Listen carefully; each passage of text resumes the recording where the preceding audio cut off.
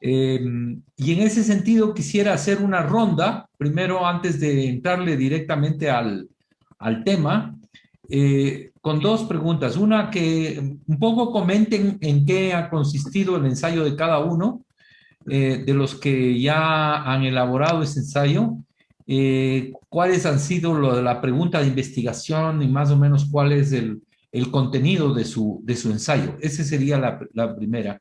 Y en caso de que alguno de ustedes ha trabajado el tema del repertorio, pues el tema del repertorio sería interesante también que lo contesten, ¿no? No, ahora teníamos una exposición de quién, de Yo, Cristian. profe, sí. Ok, Bien. entonces hacemos una primera ronda y luego va Cristian y después sería mi exposición. Veamos entonces si vamos en orden de alfabético, pero al revés. O sea, creo que le toca primero al revés a Roberto. Tú eres el último de la El lista, último. me parece. Sí, yo pensé que sí había que incluir el repertorio de los repertorios en el último ensayo. Y de hecho, creo que me estaba concentrando más en eso. Lo que más me ha complicado fue la bibliografía, porque más me basé en lo que usted mencionaba en su video sobre los repertorios, que en sí el libro, porque estaba en portugués, creo, el de Tilly, sobre los repertorios de, de acción. ¿Usted hizo su ensayo entonces? Sí, A ver, o sea, coméntenos un poco. estoy Está acabando. para acabando. Bueno, pero coméntenos un poco qué es lo que se está planteando en su ensayo. Yo lo que quería ver era esta relación entre los recursos en la protesta, lo que tiene que ver con la capacidad de paralización y en sí los recursos, con cómo se relacionaban con los repertorios de acción y eso más o menos tratar de verle, o sea, de ponerle en relación al otro texto que hacía ese recorrido histórico de cómo se han ido consolidando, ejecutando las formas de protesta desde los 1800 hasta más o menos los 80, hasta mayo del 68. ¿En qué sentido decía usted los recursos? O sea, ¿qué tiene que ver los recursos con los repertorios? En, seguía con la duda que me quedó en la anterior clase de que si es que cómo podría entenderse esta idea de que si es que las clases subalternas tratan de consolidarse como antagonistas, cómo podría ser que las clases que en teoría tienen menos cantidad de recursos pueden tener un repertorio de acción eficaz. Ah, ok. Eso es lo que estaba tratando y ver luego eso, cómo se llegaba a la fase de autonomía de los movimientos sociales para tratar de entender esta relación de, digamos, capacidad de paralización. Si es que tienes mayor capacidad de paralización, podrías como que prescindir un poco de la cantidad de recursos económicos. O sea, usted está en realidad trabajando sobre tres variables. La una es recursos, la otra es antagonismo y la otra es repertorios. Ajá. O sea, Complicado, de hecho, ¿ah? el tema estaba así como aún estaba acabando, solo decía repertorios de acción y recursos en la protesta. ¿Podría poner un ejemplo para ver por dónde estaba yendo su reflexión y cómo estaba metiendo las variables? No llegué a los ejemplos, seguía aún en la cuestión de Modonesi y la última, y estas tres cuestiones ay, se me fue, de subalternidad, antagonismo y, y Alternidad, autonomía. antagonismo y autonomía. Ajá, O sea, no sé si se pueda establecer una relación muy directa entre lo que usted dice de las tres variables, antagonismo, autonomía recursos. y subalternidad y recursos, y por otro lado, o digamos, la cuestión de los repertorios, ¿no? Bueno, de todas maneras, usted está todavía trabajando esa idea y Sí, además tiene otra variable que es la historia. Entonces, a mí me parece que está, tal vez Ya, hay que simplificarle un poco, ¿no? ya, Me parece. sí. Veamos cómo vamos avanzando en el asunto y bueno, después nos contará cómo terminó. Eh, gracias, Roberto. Entonces, el siguiente que toca, es que todos están comenzando por A, B, C, D. ¿Quién es el que toca? Fabricio. H, I, J, F, G, H. Sí, le toca a usted, Fabricio. ¿Logró hacer Buenas su tardes. ensayo? Sí, profe, lo envié ya, de hecho. Eh, a ver, me conecté un poco tarde, pero entiendo que tengo que decir de qué hice el Sí, más ensayo. o menos comente de qué se hizo su ensayo y qué pregunta hizo y qué tipo de relaciones, de diálogo entre los autores planteó o qué temas. Bueno, por ahí el tema general es, que toqué o el que quise abordar es un contraste entre organización y subjetividad, es decir, entre los planteamientos de McCarthy, Creasy, no sé cómo se pronuncia, Peter Creasy. ¿Ya? Bueno, por el lado de la estructura organizacional de los movimientos y para tomé a Modonesi y Retamoso para hablar de la subjetividad política. En ese sentido, me planteé la pregunta de cómo son los aportes conceptuales, me han dicho cuáles son los aportes conceptuales y analíticos de la teorización sobre la subjetivación política y en qué se diferencian de la teoría sobre la estructura organizativa. Eh, eso, eso básicamente hice. Por ahí dividí el ensayo en dos partes, por supuesto. Primero las subjetividades políticas, una conversación entre Modonesi, más bien dicho, una exposición eh, de las ideas de Modonesi, de esta triada conceptual, eh, operacionalizadas en el concepto de Thompson de experiencia y posteriormente, en donde creo que se encuentran, comienzan a dialogar con Retamoso, es en esta visión respecto del abordaje multitemporal de la subjetividad. Eh, ahí les hice charlar, digamos, a los dos autores y posteriormente lo que hice es abordar eh, ya las aportaciones conceptuales que habían hecho Haspiter y McCarthy respecto de las estructuras de organización. Eh, um, ¿Cuál es el puente que dio entre los dos conceptos, estructura organizativa y subjetividad? ¿Qué puente encontró? el puente, a ver, yo veo dos cosas ahí, o sea, creo que hay como una distancia bastante clara respecto de que una escuela aborda los procesos de subjetivación y en cambio la otra se hace mucho énfasis en cómo es la estructura interna y para afuera, cómo es que interactúa una organización con el resto de organizaciones formales o informales que la van acompañando, que actúan con ella, que simpatizan con ella, que le colaboran, etcétera. Ahí hay una distancia clara, digamos, y en donde yo suelo encontrarle cierta similitud a ambas, es que a las dos les ocupa mucho eh, eh, o le dan,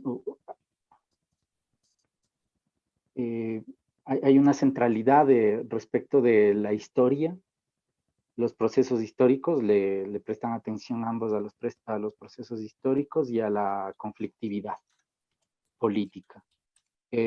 Claro, la abordan de formas diferentes, pero por ahí hay cierto encuentro, digamos. Hay una cosa que yo no me atreví a decir en realidad en el ensayo, pero que se mencionaba en los textos, al menos en McCarthy, planteaba que al menos la memoria y la experiencia, no sé si toma el mismo concepto de experiencia de Thompson, pero sí está hablando de cómo la experiencia de otros momentos en las manifestaciones alimenta, bueno, digamos, es como una acumulación ahí de experiencias que permite que los movimientos puedan, tengan, que sepan cómo hacer, cómo organizarse, etcétera, pero también le dan mucha atención o manifiesta constantemente, bueno, no constantemente, sino al menos en 2 pasajes, que la memoria es bastante importante en relación a la identidad que se puede adquirir dentro de los movimientos. Y ahí me pareció que no había suficientes elementos para que yo diga algo, pero me pareció que por ahí hay algo que las podría conectar en relación a los procesos de subjetividad, porque por ahí la memoria también hace un hiato, digamos, en eso. Eso. O sea, usted está hablando básicamente más bien de dos escuelas diferentes que tienen anclajes diferentes, una que da más importancia a la organización y otra más a la subjetividad. Sí, Pero sí, sí. sin embargo, la corriente, digamos, que da importancia a la subjetividad, para decir algo, Meluche o otros, también tienen una visión de la organización, ¿no? Y al mismo tiempo, las corrientes que dan mucha importancia a la organización también tienen un concepto de subjetividad. Por eso le preguntaba sobre, usted ha encontrado otros puentes, ¿no es cierto? Puentes históricos, puentes de memoria, puentes que obviamente de conflictividad, porque estamos hablando de movimientos sociales, pero sí me parece que podría encontrar, digamos, algún nivel de articulación ahí, aunque tienen enfoques diferentes, como usted ha dicho. Sí, por ahí yo eso le comentaba, que yo nombré la historicidad y la conflictividad como un puente, como un lugar, digamos, de encuentro entre las dos, pero no me atreví a decir nada sobre la memoria y la experiencia, porque no sé, creo que no tenía suficientes elementos en la cabeza para nombrarlo en el ensayo, al menos Bueno, no tal ahorita. vez habría que, claro, bueno, eso implicaría tal vez una investigación más larga, ¿no? Eh, ok, gracias Fabricio. Eh, Me parece que, Diego, me parece que la J es antes que la H, así que cuéntenos usted un poco qué es lo que estaba haciendo. Diego Jaramillo. Sí, profe, estoy aquí. Bueno, yo planteé algo. La pregunta que planteé es cómo a través de la interacción entre seres humanos dan conformación a las redes sociales. De ahí comencé a desplegar a nivel conceptual un poco y cómo dan nacimiento todo lo que son las interacciones entre los seres humanos a través de de los mecanismos que así encuentran, y planteando autores como McAdams, Vianney, Melucci, entre otros. Lo que traté de hacer es obviamente es ingresar al nivel de las relaciones personales en sí, para que nos den como que decir, un puente para que nos den como resultado la conformación de los movimientos sociales. Y así también planteé ejemplos en sí como los tipos de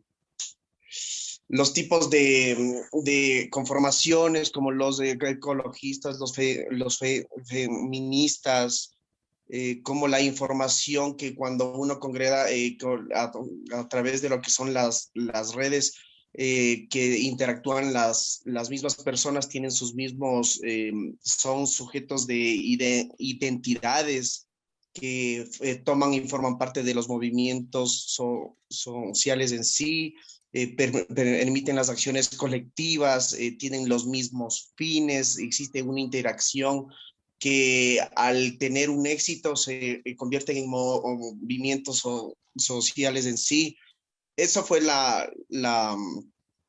el planteamiento que realicé yo. Y los autores, como los había mencionado, varios de esos. O sea, estamos hablando de redes. Usted está hablando de redes. O sea, redes no es lo mismo que un movimiento social. Puede, digamos. Sí, pero le estoy diciendo que cómo sí, yo entiendo. Sí. Yo entiendo. Entonces, ¿qué es lo que caracteriza una red? De acuerdo con usted. Interacción. Exacto. Sí.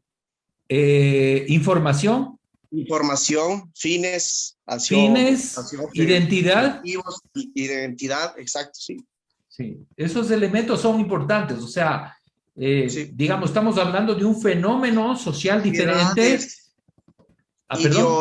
Ideologías igual. Claro. Ajá. O sea, digamos, es interesante porque los procesos a veces no son movimientos sociales, pueden ser una red, y esa red tiene esas características que usted señala. Interacción, identidad, y otros temas que usted ha planteado que me parece interesante, porque muchos fenómenos sociales se pueden confundir. Y puede decir, no, yo soy un movimiento social. No es un movimiento social, es una red. Es una red social. Yo estaba mencionándoles el caso, por ejemplo, de los chinos, ¿no? O sea, durante todo el siglo XIX los chinos se van para todo lado del mundo, forman sus Chinatowns y establecen unas relaciones que... además hay otro elemento que tiene que ver con el carácter de una misión, digamos, operativa empresarial, que es la misión que tiene. Hay una misión en la red, ¿no?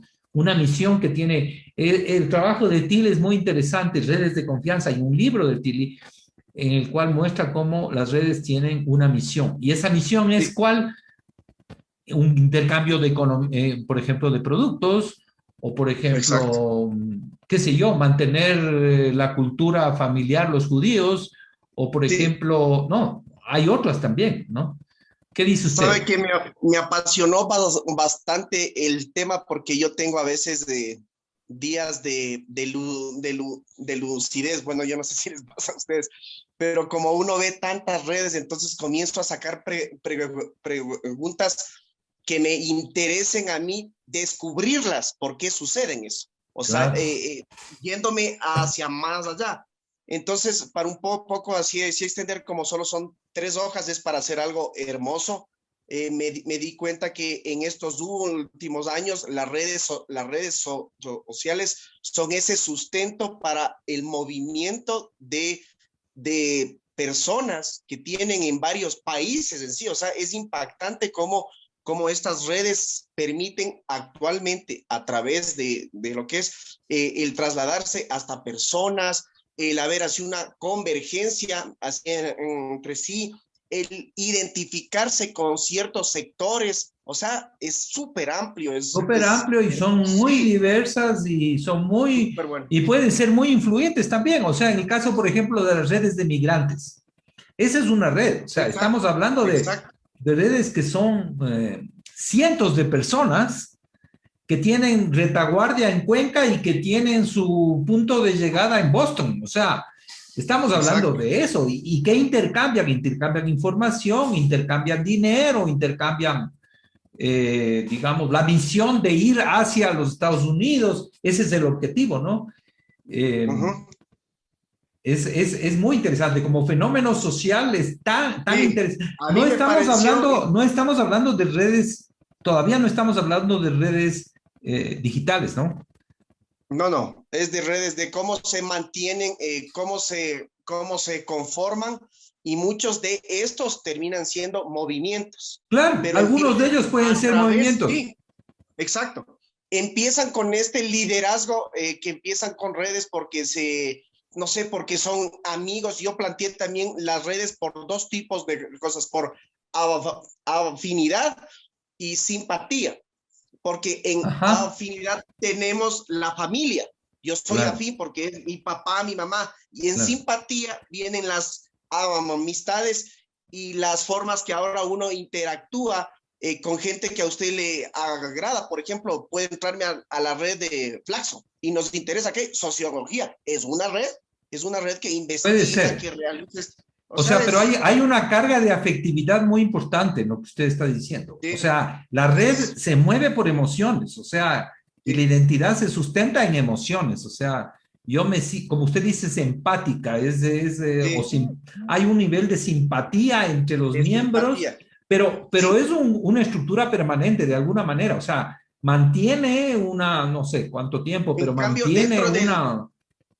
entonces, profe, por ejemplo, dentro de lo que es afinidad en sí, en cambio, es una red obligada que usted tiene, porque usted tiene primos, hermanos, que hacía abuelos, es una red propia suya, familiar, que está obviamente atado desde que usted nace.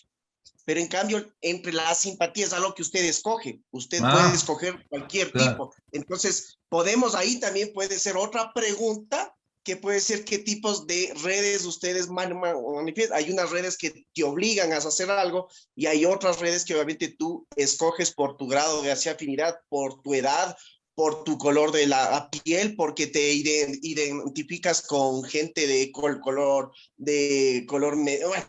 negro, bla, bla, bla, o lo que sea. Entonces, tenemos amplias redes y muchas de estas forman parte de los movimientos Hay sociales. un cierto nivel de organización, ¿no? También en la red. Sí, También hay total. una organización. Es decir, cuando usted Exacto, está exacto. hablando de una estructura como la de China, por ejemplo, está hablando de un nivel de interacción, liderazgos, Total. estructuras de base, participación, o sea, una serie de elementos que tienen que ver con el funcionamiento y la toma de decisiones dentro de la red, ¿no? Es Claro. decir, es una estructura también organizativa. Lo que no estamos hablando ahí todavía es de conflicto con un adversario, con un enemigo o con una élite, qué sé yo, ¿no? O sea, no estamos hablando en ese sentido, probablemente no hay un proyecto de cambio de la sociedad, no sé, otro tipo de cosas que tienen los movimientos.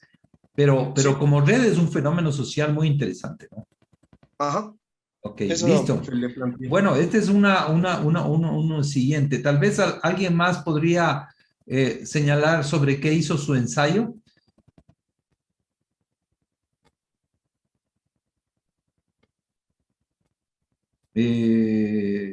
No sé, alguien que quiera intervenir. Tal vez, no sé si seguimos en el orden, tendría que ser Leandro García, con la G.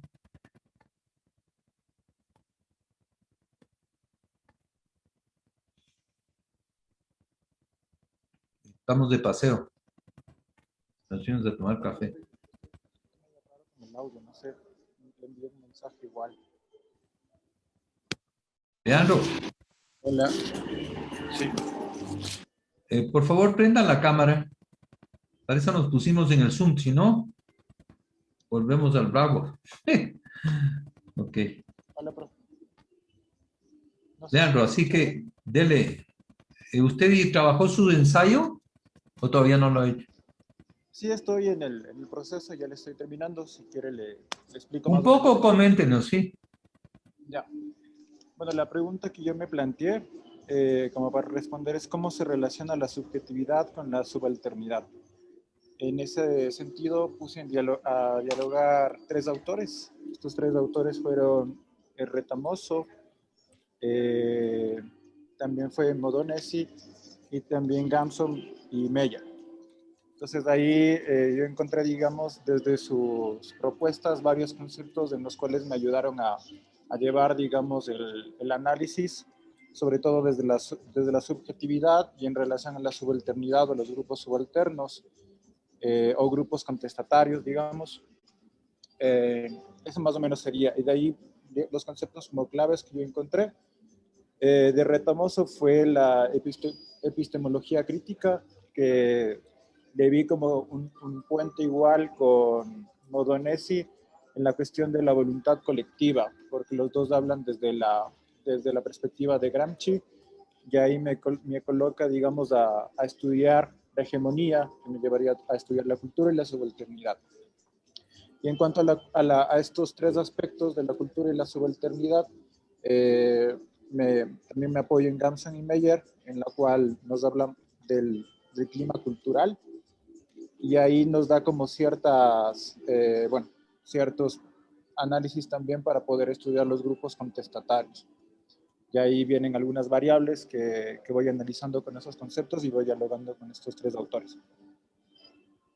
¿Y qué tendría que ver en ese sentido el tema de la subalternidad? Yo le veo ahí, sobre todo en el concepto de cultura, que los tres pueden como analizar, desde los grupos subalternos y cómo esto se va relacionando en diversos momentos o en diversos desarrollos de los procesos en torno, digamos, sobre todo en el análisis que parte ontológico, epistemológico y metodológico. Porque también estoy un poco... Pero ¿qué significa subalternidad en su visión? ¿Cómo le definiría la subalternidad en términos culturales? Claro, yo veía ahí como, por ejemplo, la subalternidad está dentro, digamos, del primer concepto de voluntad colectiva, que es desde donde ve Gramsci. Es como la subalternidad, como nace dentro de los grupos subalternos, y como esta subjetividad dentro de los grupos subalternos recrea como nuevas formas que han estado igual desde la misma epistemología, digamos, tradicional, ahí presentes, pero han sido como un poco borrados en cierto caso, y es lo que dice Retamoso, que da un cierto enfoque también metodológico y ontológico y epistemológico, como que se unen las tres para poder hacer ese estudio, para poder entender, digamos, esta parte de la subjetividad que hay como esa crítica dentro de él.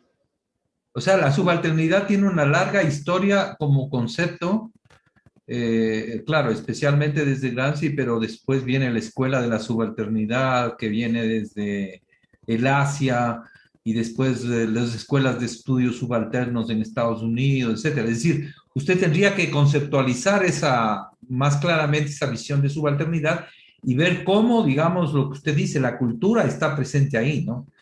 El caso, por ejemplo, de Scott, por ejemplo, que dice que la subalternidad implica conceptos de cultura de la resistencia prácticamente. Entonces, esa relación habría que hacerla. Pero bueno, gracias, Leandro. Vamos a, Cristian, tal vez podrías hacer ya la presentación. Creo que hemos dado una vuelta con algunos de ustedes en los conceptos que están trabajando. Espero recibir sus ensayos, y el comentario final será para este fin de semana. Mientras tanto, Cristian, por favor, tu exposición. Está compartida la pantalla, si necesitas. Ya, perfecto, ya voy. Dame un segundo y ahorita comparto con todos. Y quedamos también que el viernes tendríamos, yo no les he mandado el calendario todavía, ¿no? Sí. Ok. El viernes nos veríamos para la discusión. Ustedes el miércoles me van a entregar la propuesta, ¿no? Las dos personas que iban de mañana era Fernando y Roberto. Sí, sí, por favor. Sí. Y Leandro. Los tres también.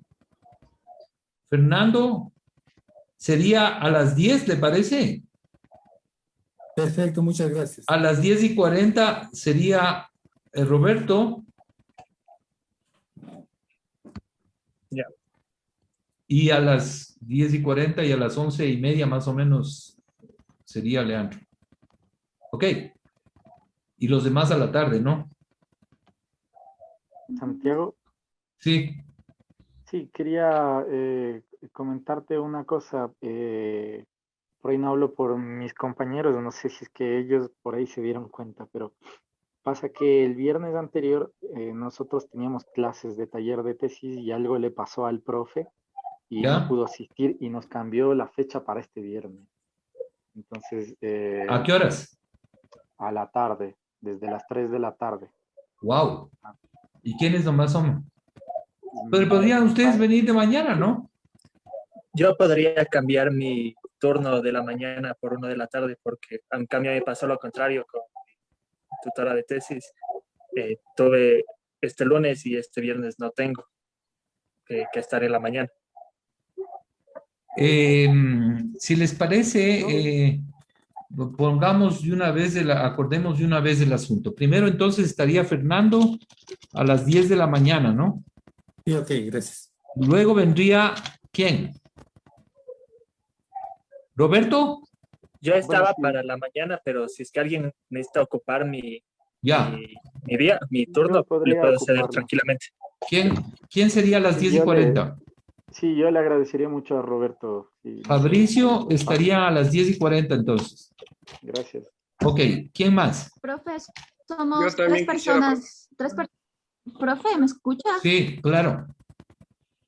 Yo le escucho, Jacqueline. Somos 3 personas de la clase Ok. que tenemos clases del viernes desde las 3 a las 5. Entonces Ok. serían 3 compañeros más. Jacqueline, Necesitamos ¿puede el usted espacio. a las 8:30, por ejemplo? Puedo, profe, sí. Ya, Jacqueline es a las 8:30. ¿Qué más? ¿Qué es otro compañero? Yo, profe, Listo. yo, ¿Quién? A ver, primero, ¿quién? yo, ¿Yo quién eres? Kevin, ¿Ah? disculpe. Yo, Kevin. Kevin, disculpe. Kevin, a las 9:30, ¿te parece? ¿A 9:15? Sí, A las profe, 9:10. 9:10 o 9:30. 9:10. Ya. y yo, Fernando a profe, las también, 10, Diego. Fabricio a las 10:40 y Diego podría ser, ¿te parece? A las... Fabricio, 10:40. Diego, ¿te parece a las 11:15 por ahí? Listo, ok, gracias. Ya, entonces ese sería 11:15, ¿no? 11:15. Y ahí está, Ok. entonces ya les mandé. Y a la tarde, ¿quiénes serían? Cristian, a las 2:30, ¿te parece? El día sábado, sí, ¿por qué no? El viernes. Ah, no, el viernes, sí, perdón. ¿Quién más? ¿Quién falta? Yo después de Cristian, Roberto. Roberto sería a las 15:10, ¿te parece? Sí, Ya. Carolina, Sí, a mí me da lo mismo. Ahora, Carolina, ¿a qué horas? a la hora, a la que sigue, a la que sigue. O sea, sería a las 15:50. Ya. ¿Y qué más? Falto yo, ¿Quién eres Esteban. tú? Esteban. Esteban, estaríamos hablando, ¿te parece a las 16:30? Ya, perfecto. Ok, por favor, me tienen que mandar el miércoles la propuesta, ¿ah? Para... Ok, listo. Vamos entonces, Cristian. Ok, sí pueden observar todos la pantalla compartida. sí. Sí se ve. Ya. Chato, gracias. Ok, bueno, en base a los textos que teníamos para el día de hoy y obviamente en lo que avancé a entender, ¿no? Con respecto al tema, voy a hablarles un poquito sobre los repertorios y tratar de aclarar sus dudas y obviamente que ustedes aclaren las mías, porque si hay cosas que no me cuadran un poco, obviamente por tener otra rama, pero trato de entender a mi nivel, a lo que avanzo, ¿no? Empecemos con repertorios. A ver, denme un segundo. Y está funcionando. Ya está. Perfecto. Entonces, un repertorio. ¿Qué es un repertorio? Para mí un repertorio es una ventana de oportunidades para la acción política colectiva, ¿no? Además de donde los actores tendrían que crear o apropiarse de estructuras de movilización preexistentes, como asociaciones y redes de relaciones previas o aquellas que tal vez ya se están articulando actualmente, que den base a organizaciones, que den las bases organizacionales para un movimiento. Ok, también son una construcción de aprendizaje por la que deben pasar los actores, donde estos deben adquirir conocimientos para poder desarrollar sus actividades correcta o eficazmente, o al menos a un punto que sea eficaz para el movimiento. Están rodeadas de diferentes situaciones. Por ejemplo, pueden aparecer actos culturales o, yo qué sé, riñas, conflictos. Y algo que me gustó que leí en un texto fue la acción social se vive, se siente, se actúa, en el caso de los repertorios. Entonces, con respecto a los textos, podemos ver que menciona siempre estas tres categorías, que son la manifestación, las marchas y las huelgas. Entonces, ¿qué tienen de diferentes todas estas tres? Por ejemplo, las manifestaciones son concurrencias de personas, de actores, las cuales invitan o llaman más actores, ¿correcto? En cambio, en contraste con se asocia con las marchas y en donde las marchas pueden ser pacíficas, solo para para presentar un mensaje. En cambio, las huelgas ya pueden presentar algo de conflictividad, violencia, en algunos casos muertes, en donde los actores reclaman algo. Ok, las manifestaciones. Con respecto al texto, este nos menciona que en Europa, por ejemplo, las guerras, en este caso las guerras napoleónicas y luego de las revoluciones, por ejemplo la francesa, a comienzos del siglo XIX provocaron una conmoción que serían receptadas en toda Europa, e incluso más allá. Entonces, estas se dieron a notar en toda Europa y así empiezan a nacer más movilizaciones o repertorios, los cuales siguen creciendo gracias a estas guerras o revoluciones. Conmociones acompañadas de movimientos callejeros, pertenecientes al antiguo régimen y que durante algún tiempo pueden prolongarse en el proceso, en cortejos pacíficos. Cortejos, en este caso, grupo de gentes que siguen a otras personas, sin nada de violencia, por ejemplo. Cortejos en la que la aceptación contemporánea del término podría considerarse manifestaciones avant la lettre, o sea, manifestaciones del pasado, antiguas, prehistóricas, sin mucha violencia. Entonces, por ejemplo, tenemos las reuniones de ayuda, solidaridad, fiestas de soberanía, festividades tradicionales o culturales, también pueden ser cívicas, como las que hay actualmente, y ceremonias, por ejemplo, funerarias, donde siempre hay aglomeración de personas que siguen una idea, un sentimiento o tratan de acompañar a otros actores. También tenemos algo sobre la matriz británica, donde nos menciona que las primeras marchas documentadas, por ejemplo, en Estados Unidos y en Gran Bretaña, desde el primer tercio del siglo XIX, no cumplen esas mismas funciones con respecto a las actuales. Por ejemplo, solo se limitan a hacer fiestas cívicas, aniversarios regionales o locales, fiestas nacionales, también hay parades, comparsas, para celebrar algún tipo de actividad. De ahí donde aparece este término que llama mucho la atención, que es el contentious performances. En este caso en español sería las acciones contenciosas. Por el mismo hecho de ser contencioso, nos menciona el conflicto. Y por ende, Tilly nos dice en uno de los textos que el conflicto como fenómeno estructurador de la vida social. Entonces, si seguimos con respecto a contentious performances, por otro lado, en Europa las manifestaciones emergentes son, en primer lugar, de protesta. La Gran Bretaña del temprano siglo XIX, al parecer, es en Gran Bretaña donde primero se desarrollan las manifestaciones, comprendida como un cortejo autónomo, ordenado, que goza de tolerancia definida, aunque no limitada.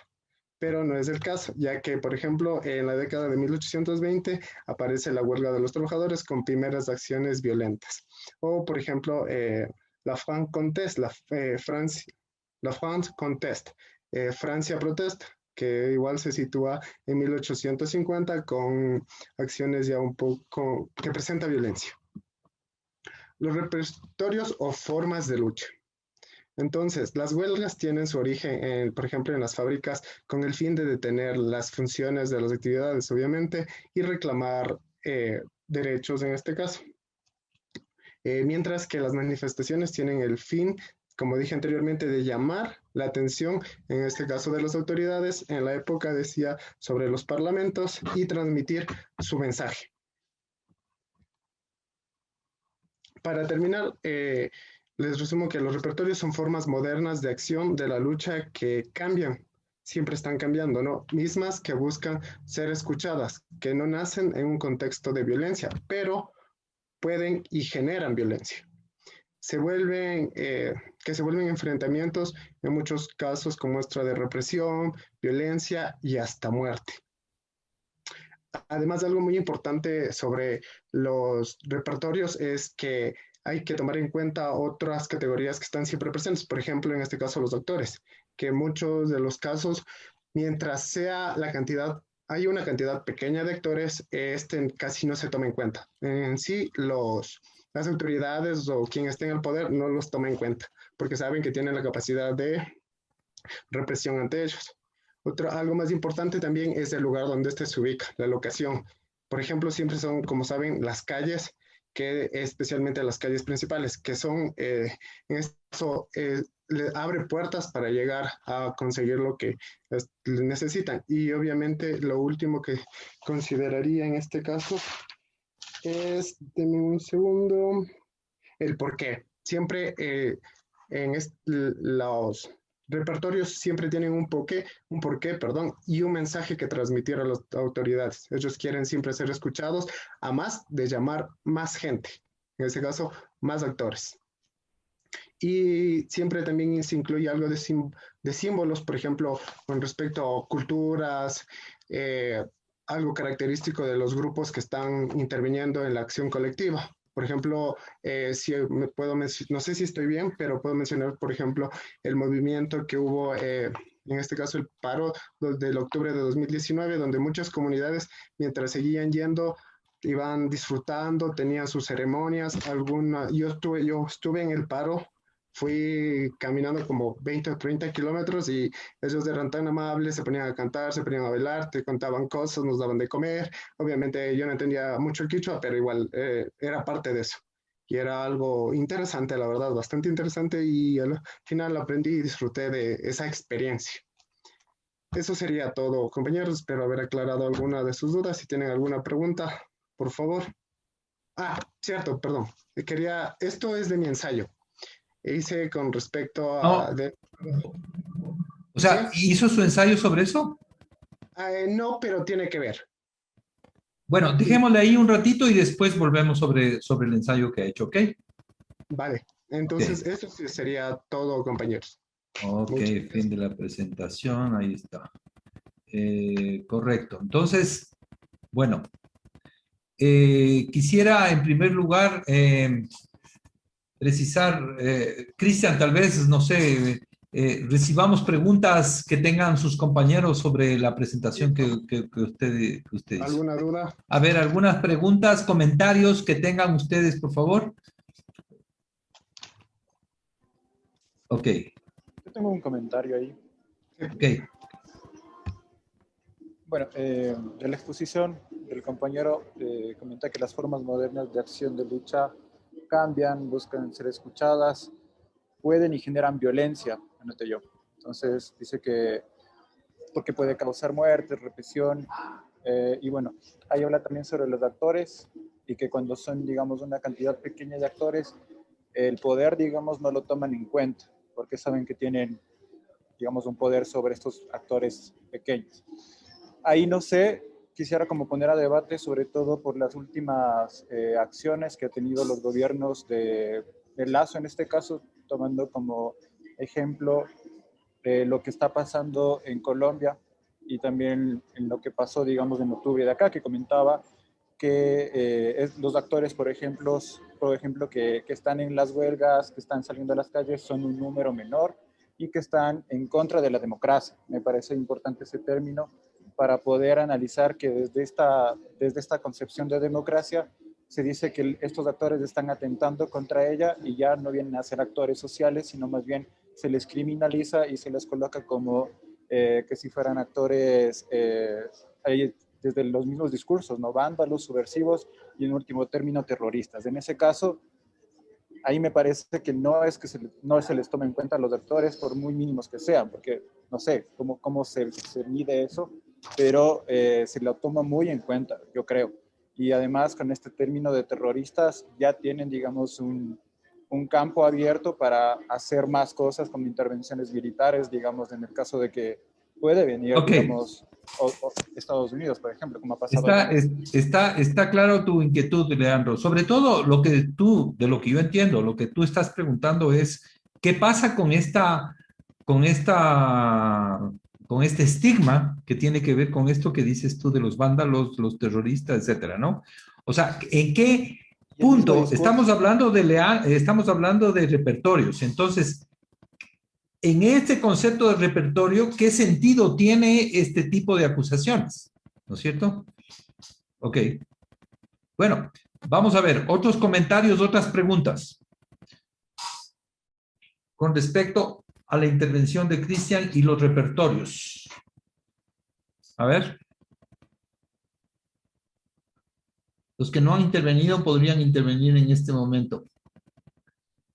Jacqueline, Carolina, Fernando, Esteban.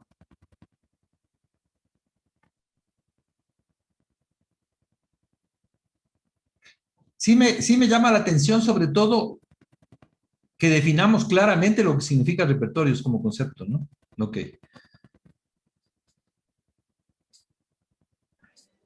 Y yo tenía una pregunta igual, no sé si puedo hablar. Sí, claro. Bueno, ahí me saltó un poco la pregunta cuando también comentó el compa que decía Tilly que el conflicto se lo ve como un fenómeno estructurador de la vida social. ¿Cómo a qué se refiere Tilly con esta frase? Bueno, esta es una pregunta un poco general la que estás planteando tú, ¿no? No es específica sobre el repertorio, sino en general, el conflicto. Ok. Vamos a ver. ¿Qué comentarios hay? ¿Qué otras preguntas? A ver, vamos, Esteban. O sea, yo quería, no sé, tenía un poco una idea también a partir de lo que estaba señalando Leandro y que tiene que ver con un poco con las reflexiones finales, o sea, más tardías de Tilly respecto a los repertorios de acción a partir de lo que señala Alonso. Que es decir, que a mí me parece que inicialmente Tilly está ¿Ah? ¿Qué pasó? y a otros elementos. ¿Sí? No ¿Se escucha? hubo una interrupción, pero sigue, por favor, no sé si sea problema mío, dale. Sí, bueno, y en su periodo más tardío comienza a señalar que los repertorios se construyen igual en el mismo conflicto y a partir de las acciones que tienen los antagonistas, de la misma, la raíz histórica, las particularidades culturales del actor que se moviliza, que adapta estos repertorios modulares. Entonces, también pensaba a partir de lo que señala Leandro, de cómo estos repertorios también, o sea, pueden entenderse como el antagonista del movimiento puede forzar a que las acciones se radicalicen para llevar al movimiento a un punto crítico donde puedan empezar a catalogarlo como terroristas, como violentistas, es decir, que desde la perspectiva de Tilly también se puede ver claramente cuando él señala que estos repertorios se construyen en esa interacción, van modificándose en el conflicto y los actores también toman decisiones respecto a ello. Eso. Así como en esa construcción pueden actuar, digamos, como más intencionadamente quienes el Estado puede ser particularmente para radicalizar el movimiento y que sus repertorios puedan ser calificados de esa forma. Sí, hay una idea de que también hay sectores dentro de los movimientos sociales que radicalizan y que les interesa radicalizar, ¿no? O sea, se puede dar en los dos lados. Pero lo importante, lo que tú estás señalando es que hay una interacción y en esa interacción, digamos, el Estado puede tener un comportamiento de un poco llevarles a la radicalidad, ¿no? Claro. Ok. No hay que olvidar que uno de los conceptos básicos de Tilly sobre repertorios es que surgen de procesos culturales previos. O sea, no solamente se inventan en el camino, sino que surgen de tradiciones, de valores, de experiencias previas, ¿no? El repertorio es un concepto cultural. Es un concepto cultural parecido, por ejemplo, a una obra de teatro. ¿sí? Dentro del stock, digamos, de elementos culturales aparece el repertorio como una acción colectiva en el espacio público, pero tiene como base formas culturales, tradiciones, herencias, digamos, de la experiencia previa, ¿no? Y al mismo tiempo, lo que dice Esteban es que cambian en el proceso, pero tienen esa base, ese sustento previo, ¿no? Bueno, hasta ahí están 2 o 3 preguntas que se han planteado. No sé si Fernando, Jacqueline, Carolina tienen alguna otra inquietud.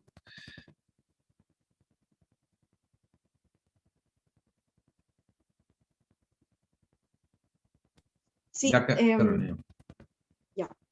Me pasa un poco, o tal vez porque nosotros somos antropólogos, no sé, pero me da la impresión que igual de cierta forma se le hace el quite, Tilly le hace el quite al estudio sobre la cultura en sí, siendo que, como tú dices, el repertorio, no sé, son formas, las vías de acción que son consensuadas, que se innovan, ¿verdad? Que se heredan, que se crean nuevas, qué sé yo, y algunas igual están súper marcadas por contextos culturales, por ejemplo, no sé, los repertorios de un pueblo indígena en resistencia o en reivindicación identitaria son muy distintas a las que se puedan dar, no sé, en una marcha de sindicatos de trabajadores de la salud, por ejemplo. Entonces, a mí no sé si es por una pobre lectura tal vez que yo le he hecho o porque he leído muy poco a Tilly, que también puede ser.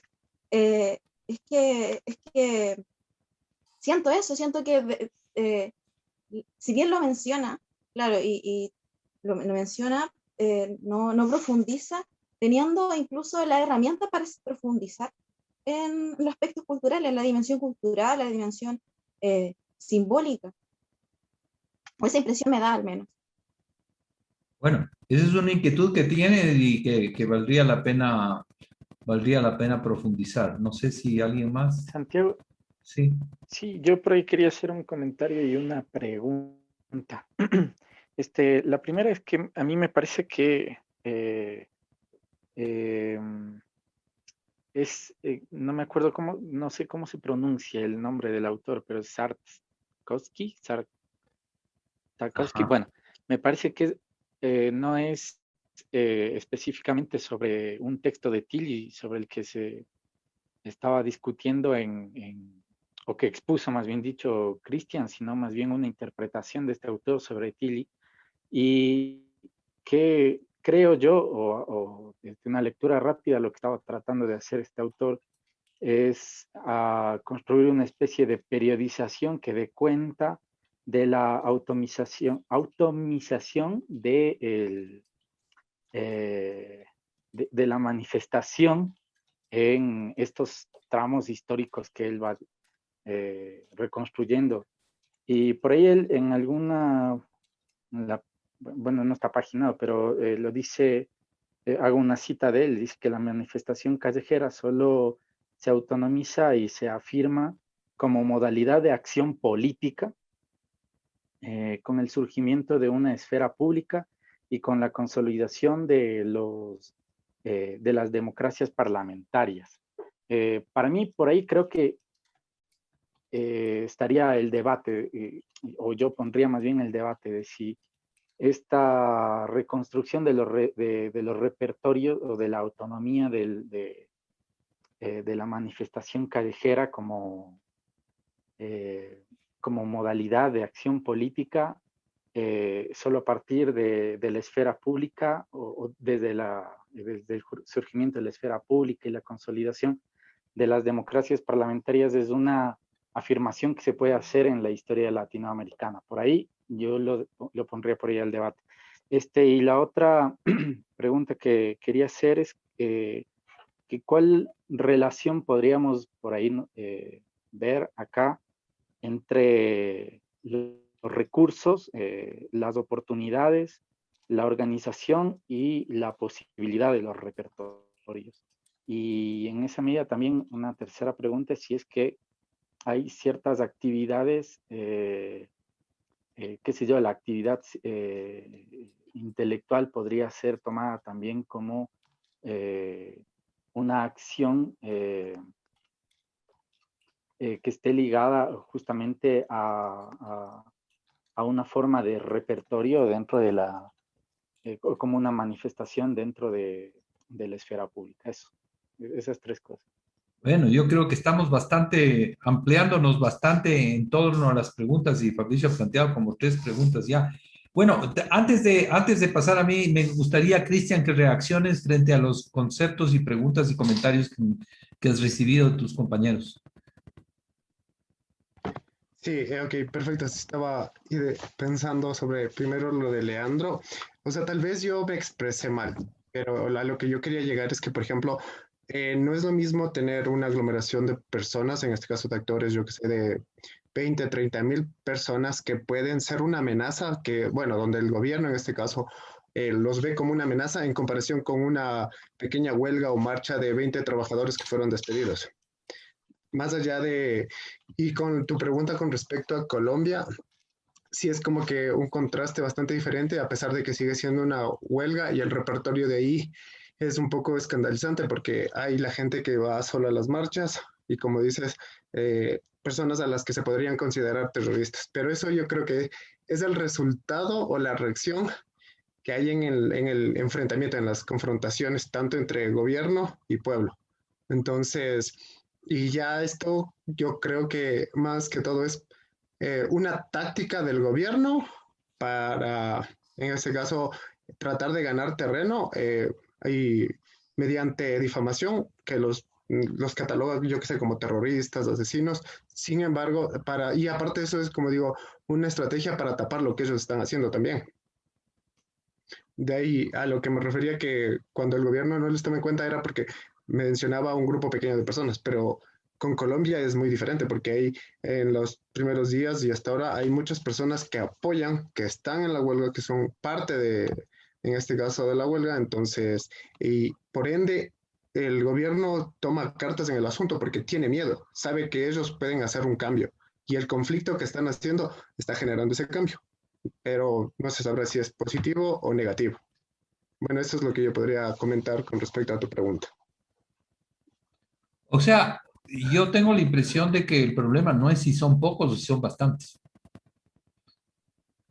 Ese no es el problema, porque pueden haber pocos que sean radicales y pueden haber bastantes que sean pacíficos. O sea, hay manifestaciones de 100,000 personas que son absolutamente pacíficas y que no tienen ningún nivel digamos, inclusive son aceptadas por la autoridad, ¿no? Entonces, el problema no es el número, el problema tienen que ver mucho con las formas radicales, las estrategias que cada uno de los actores tiene.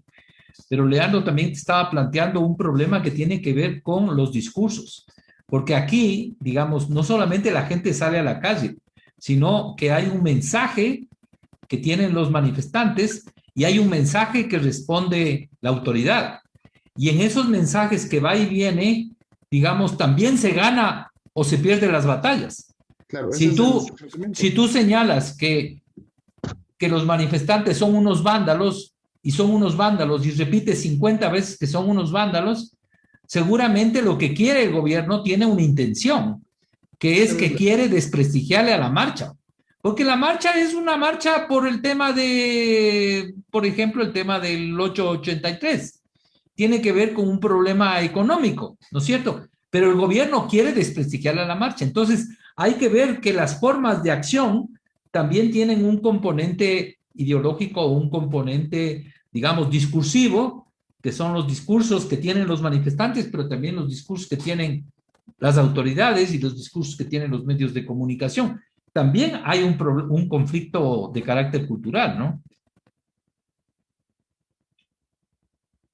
Claro, o sea, por eso mencionaba, es como que son estrategias. En este caso, estrategias que cada parte utiliza en reacción a lo que está haciendo el otro, o al menos como una estrategia para poder ganar un poco de terreno o ventaja, porque como sigue siendo un enfrentamiento y hay el conflicto en medio, entonces eso es lo que mencioné hace un rato y obviamente estoy de acuerdo con usted, profe. Y especialmente con respecto a lo del discurso. Y aparte con el manejo del internet, las redes, es como que quien se mueve más rápido en esta situación es quien puede ganar un poquito más de terreno. Especialmente con lo que es media, o sea, es una manera súper, o sea, si sabes utilizar eso, yo considero esa un arma muy inteligente para llamar masas, tanto de ambos lados. Bueno, no sé si ustedes están viendo en este momento la pantalla. Sí se ve. Ok, entonces Sí. voy a tratar un momentito, ¿cómo hago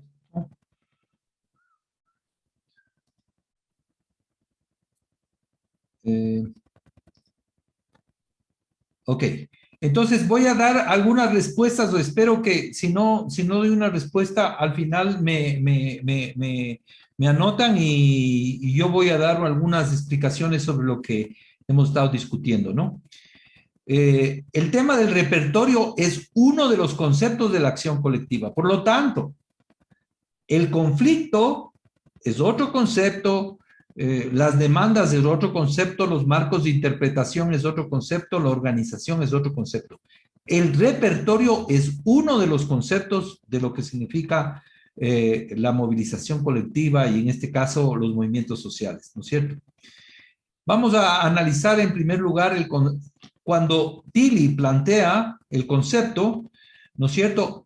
Lo plantea vinculado con la cultura política. Yo no estaría muy de acuerdo con Carolina. Yo creo que hay que profundizar un poco más lo que dice Tilly en relación con lo que significa la vinculación con los niveles de identidad, con los elementos simbólicos, etcétera, que están en la cultura popular y que de alguna manera son utilizados para estas formas de lucha. O sea, los repertorios tienen que ver con formas de lucha que utilizan recursos de carácter cultural, ¿no es cierto? Y son producto histórico, o sea, que van cambiando, ¿ya? En una determinada época, como hemos visto, en épocas antiguas son unas formas, en épocas modernas son otras, en épocas de dictadura son unos, en épocas de democracia son otras. Se van cambiando y van modificándose de acuerdo con los niveles de conflicto. Pero también, si tú tienes una obra de teatro, yo estoy hablando de manera simulada, porque en algún momento determinado Tilly habla de performance, ¿no es cierto?, como de obras de teatro.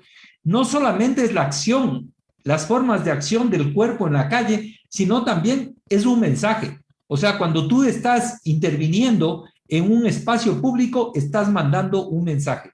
Por lo tanto, los repertorios son formas culturales, son formas de acción en el espacio público y son formas de acción que traen un mensaje, ¿no es cierto? De alguna manera tratan de impactar con su mensaje, ya sea a los adversarios, ya sea a los curiosos, ya sea a los aliados, ya sea a los medios de comunicación, pero hay un elemento que se llama mensaje, ¿no es cierto? El repertorio más utilizado es la manifestación. Por eso es que Tarkovsky plantea un análisis de la manifestación. Pero hay que tomar en cuenta que Tarkovsky no habla de otras formas de lucha, sino de la manifestación como tal. Su libro tiene que ver con la manifestación. Manifestación sería uno de los repertorios. Así como yo puedo hacer un libro sobre la huelga o yo puedo hacer un libro sobre los levantamientos indígenas, la manifestación es una forma de acción en el espacio público. Ocupación momentánea por varias personas de un lugar público o privado que directa o indirectamente conlleva la expresión de oportunidades de opiniones públicas.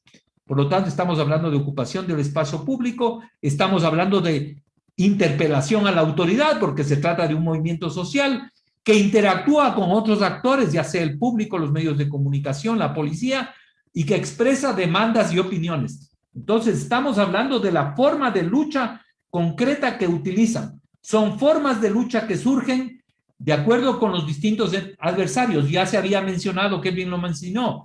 En el caso de las huelgas surgen precisamente porque de lo que se trata es de paralizar la empresa. La huelga es una forma de lucha que está en el espacio privado de la empresa, de la industria, y ahí surge históricamente la huelga como una forma de lucha. Pero las manifestaciones surgen más bien de las acciones frente al Estado y frente a las autoridades. aquí hay otro concepto que es interesante. La forma modular. ¿Qué se llama forma modular? Lo que planteaba Fabricio. Fabricio planteaba cómo se autonomizan esas formas de lucha. Las formas de lucha antes no se autonomizaban. Cuando ustedes van, por ejemplo, ven en Otavalo una concentración de indígenas que van, por ejemplo, a donde el cura para que no les cobre los impuestos, o sea, el diezmo, eso es un acto de protesta que se produce al lado mismo de la hacienda, en la iglesia, con un rechazo al cura párroco, porque está cobrando, digamos así, diezmos que no tiene que cobrar. Entonces, esas formas son formas que están vinculadas con la vida cotidiana. En cambio, las formas modulares son formas que ya se autonomizan del espacio cotidiano y aparecen ya inclusive reconocidos normativamente, como por ejemplo una huelga que dice el Código del Trabajo es legal una huelga o es legal una marcha de trabajadores del 1 de mayo. Entonces ya saben ustedes cómo es. Una obra de teatro tiene, digamos, como obra de teatro, como performance, la huelga, la manifestación. Otra podría ser el mitin, otra podría ser la barricada. Son formas modulares que en un momento determinado surgieron históricamente en el desarrollo de la industria o en el desarrollo de la lucha contra el Estado, pero que se independizan y constituyen, digamos, ya un método. Es un método de lucha, ¿no es cierto?, la forma modular, que puede ser utilizada por cualquiera, puede ser utilizada ya no necesariamente por el trabajador que creó esa forma de lucha, sino puede ser utilizada, por ejemplo, ahora se habla de las huelgas de las mujeres, por ejemplo, ¿no es cierto? Formas modulares que son como una especie de métodos que de alguna manera pueden ser aplicados a varias situaciones. Este es el concepto de formas modulares, ¿sí? Cuando estamos analizando también históricamente, podemos ir viendo cómo históricamente Tarkovsky plantea la historia de las formas de lucha. Desde el asedio campesino y popular, por ejemplo, a los molineros por la falta de harina, esto es una protesta más o menos espontánea del campesinado contra el molinero, pasas a la historia de los comuneros en París. Acabamos de celebrar un aniversario más de la lucha de los comuneros en París. La Comuna de París inauguró una serie de formas de lucha, por ejemplo, las barricadas en el año 1850 aproximadamente. Entonces, la barricada es otra forma de lucha. La marcha de los sufragistas, fíjense ustedes, la lucha por el voto tiene una modalidad de marcha. Ahí están las mujeres, están los hombres pidiendo y exigiendo el derecho al voto, ¿ya? O el movimiento anarquista también tiene sus formas de lucha. Por ejemplo, una forma de lucha es botar una molotov, ¿no es cierto? Coges tu gasolina, le pones en una botella, le pones ahí una mecha, prendes la mecha y le lanzas contra, por ejemplo, un carro de la policía. Eso fue invento del movimiento anarquista. Entonces, aquí estamos viendo cómo se fue modificando las formas de lucha. Las huelgas que hemos hablado, que son básicamente obreras, surgidas de la fábrica. Otra forma de lucha, las ocupaciones de tierra de los campesinos. Los campesinos en un momento determinado están disputando un pedazo de tierra, por ejemplo, con un hacendado, y se van y se toman esa tierra, ¿no? Obviamente va a llegar la policía probablemente y puede haber muchos conflictos ahí, pero la ocupación de tierras es otra forma de lucha. El muro de los adoquines del movimiento de mayo del 68 es otra forma de lucha, ¿no es cierto? Las campañas, ¿no es cierto? El feminismo ha inaugurado una serie de formas de lucha, por ejemplo, los plantones, las formas de enfrentamiento digamos, en un momento determinado, o las sentadas en medio de un, por ejemplo, frente a un edificio público, ¿ya? Inclusive hay formas de lucha internacionales, como las luchas que se dieron a finales de los años 90 contra las Naciones Unidas. El activismo digital es otra forma de lucha. Y además han habido momentos especiales, por ejemplo, la primavera árabe en los años 2010, las luchas antineoliberales en América Latina, los piqueteros del año 2000, los movimientos Ocupa, por ejemplo, en el caso de Estados Unidos o de España, los indignados, ¿no es cierto? En general, digamos, todas estas formas de lucha, estamos hablando repertorios, es igual a formas de lucha. Y formas de lucha es un recurso de carácter cultural que surgen históricamente, cambian con el tiempo, tienen un mensaje, pueden ser de poca gente o bastante gente, ¿no es cierto? Contra adversarios que pueden ser empresas, que pueden ser el Estado, etcétera, ¿no? Cambian con el tiempo, como les decía, pasan de ser formas de lucha en espacios cotidianos, como puede ser, por ejemplo, un molino, o puede ser una iglesia, o puede ser, por ejemplo, una cantina. Muchas veces ha habido formas de lucha de los campesinos en contra de los cantineros, en el caso de Otavalo, o pueden ser, digamos, ya en espacios mucho más autónomos, como por ejemplo en el espacio público, ¿sí?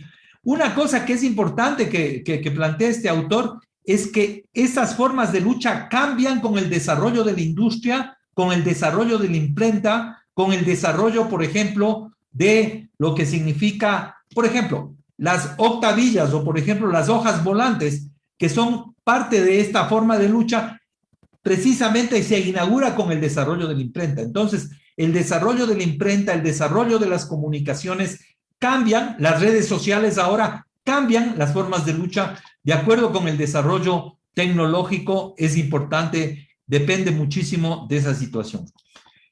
Podríamos diferenciar en ese sentido las formas de lucha antiguas y modernas. No me voy a quedar mucho en esto porque ya hemos hablado, pero básicamente las formas de lucha antiguas son locales, expresan demandas particulares en espacios de vida cotidiana. Las formas modernas en lugares públicos con una variedad de fines y se van extendiendo, digamos, del centro a la periferia. En esto no me voy a limitar, voy a pasar básicamente. Una cosa que tal vez sería interesante es señalar esto que también ha planteado Carolina, es decir, ¿cuáles son las relaciones entre la estructura y la cultura? Y en este sentido, digamos, tiene un elemento interesante que plantea Tilly, que tiene que ver con el jazz. Es decir, de alguna manera, lo que ella está planteando, Tilly, es que en el jazz existe algunos movimientos rígidos, pero a partir de estos que son estructurales, el músico puede generar una innovación en las formas, digamos, musicales. Eso es el jazz. Es decir, es innovación espontánea creada a partir precisamente de la creatividad de los músicos. Igual en las formas de lucha. En las formas de lucha puedes saber, nos vamos a convocar a una huelga. Todo el mundo sabe lo que es una huelga, es la parálisis de una fábrica. Pero dentro de la huelga pueden haber distintas formas de lucha. Por ejemplo, pueden inaugurarse a través de una misa. Yo he visto muchísimas huelgas en las cuales la misa, la convocatoria a los familiares juega un rol importantísimo, ¿no es cierto? Porque eso implica una convocatoria a una serie de actores para que respalden a esta acción que se está llevando. Entonces, los repertorios son una mezcla de rigidez y flexibilidad, de tradición y de innovación, ¿no es cierto? Y como una obra de teatro también hay participación de gente que son curiosos, que son, como dicen, el coro, ¿no? Pero hay otros que son los líderes, otros que son los equipos que van distribuyendo la propaganda, o los guardias campesinos, por ejemplo, los guardias de primera línea. O sea, hay una división de tareas también dentro de la obra de teatro. Igual en el repertorio, ¿no es cierto? Hay una forma de teatro, una forma de intervención y de creatividad. Básicamente, como les digo, esto es una escuela. Yo me acuerdo que para hacer una huelga ya teníamos una metodología. Cuando yo estaba participando en las huelgas sindicales en los años 80, había una metodología. Uno ya sabía cómo convocar a una huelga, sabía qué es lo que había que hacer desde el punto de vista legal. Había que dividir el trabajo, como les digo, en distintos piquetes para tomarse la empresa. Había que hacer una asamblea apenas se toma la empresa. O sea, digamos, había toda una metodología, una especie de protocolo en el cual las formas de lucha se pueden desarrollar. Entonces, es importante el aprendizaje de la población. Los indígenas ya saben cómo hacer un levantamiento. O sea, ya tienen una idea, tienen unas 3 o 4 ideas centrales sobre las cuales van creando luego, recreando e innovando. Obviamente, lo que estaba señalando Cristian es con respecto al tema de la violencia. O sea, Cristian, no todas las formas de lucha son violentas. Hay formas de lucha que son pacíficas. Una marcha del 1 de mayo desde hace 100 años son legales y son reconocidas, y hay un reconocimiento, inclusive la policía en un momento determinado puede proteger una marcha del 1 de mayo. Entonces, hay formas de lucha pacíficas, formas de lucha reconocidas, formas de lucha legales, pero también hay formas de lucha extrainstitucionales, extralegales, depende un poco de las estrategias que están planteadas. Lo que señala Tarkovsky es que la democracia, el desarrollo de la democracia a nivel mundial, ¿no es cierto?, básicamente a partir de la Segunda Guerra Mundial, en el caso de Europa, pero también a partir de las dictaduras militares, en el caso de América Latina, las democracias son tolerantes, son más tolerantes con las formas de lucha que antes, ¿no es cierto?, que con gobiernos autoritarios. Entonces hay una especie de democratización de la protesta. Yo les he señalado que he hecho la investigación sobre los movimientos de maestros en el caso del gobierno de la Revolución Ciudadana. Esas formas de lucha inclusive eran creadas y eran autorizadas y eran permitidas por parte del gobierno. Entonces, hay formas de lucha que también, inclusive, como les digo, son legales y son formas permitidas. Depende un poco también de las relaciones de fuerza, a ver si meten o no policía o no. O sea, es evidente, sin embargo, que la policía, digamos, se ha fortalecido durante todos los últimos, tal vez 10, 15 años. En América Latina tienen mayor formación, mayor especialización, mayores equipos, mayores recursos, son más numerosos. Obviamente, en este proceso de democratización también ha habido un retroceso para formas más autoritarias en que la policía juega un rol muy importante. Hay varios estudios hechos, no en Ecuador, pero en Europa, especialmente en Italia. Donatella de la Porta tiene varios trabajos hechos sobre el tema de la actuación de la policía. Y también las formas de violencia, ¿no?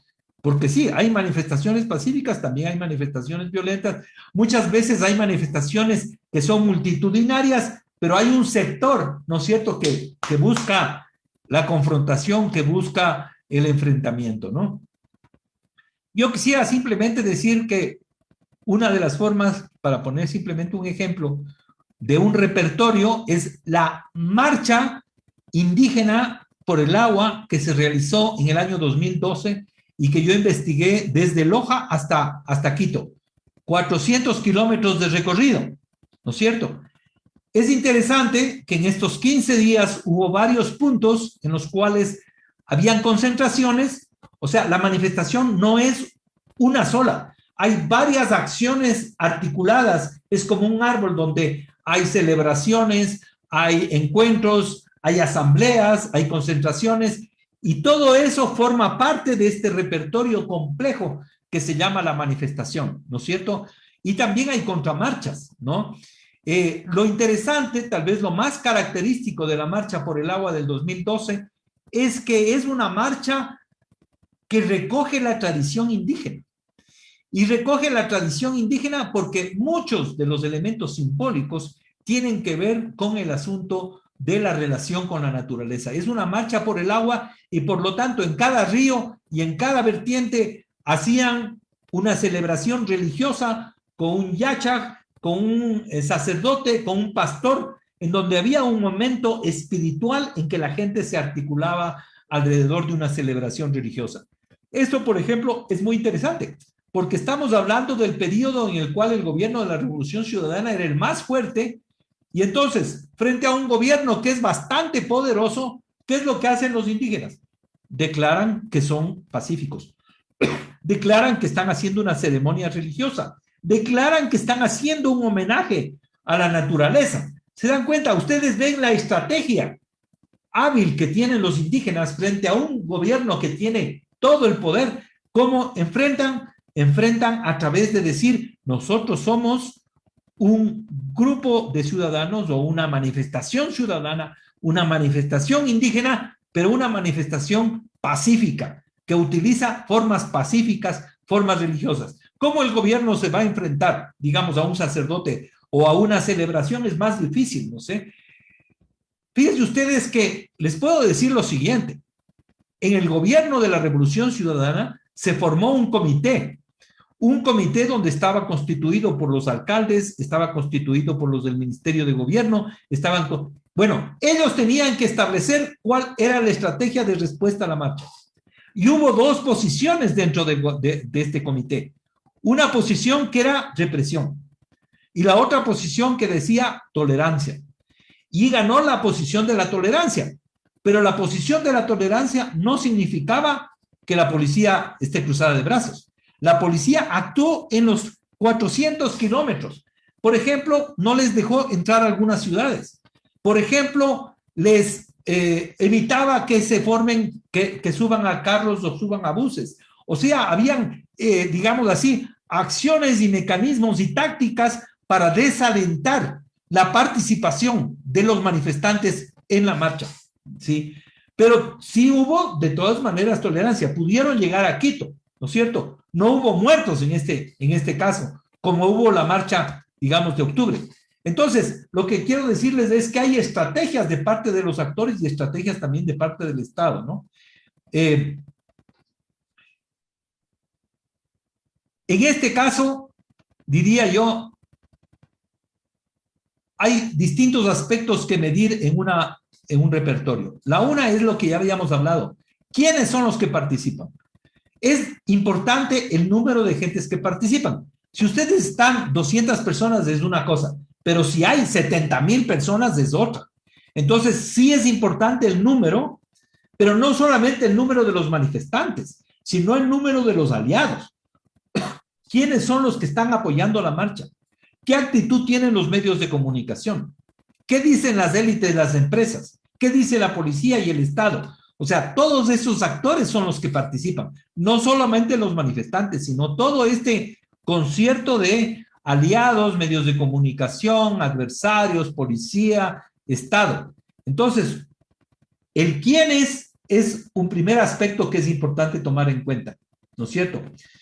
Hay estudios sobre quiénes son los que participan. En el caso de un estudio de Europa decía que los manifestantes más activos en el caso de Europa son jóvenes, organizados, instruidos, ¿no es cierto?, que han tomado la decisión de ir a la marcha previamente, no es que han sido jalados, sino que han tomado, saben que va a haber una marcha y han pensado y de alguna manera han decidido y han tomado una decisión, ¿no es cierto? No son acarreados, porque muchas veces se dice que las marchas son de gente acarreada por un sándwich. No, las marchas son gente que son conscientes de que tienen que participar, ¿no es cierto?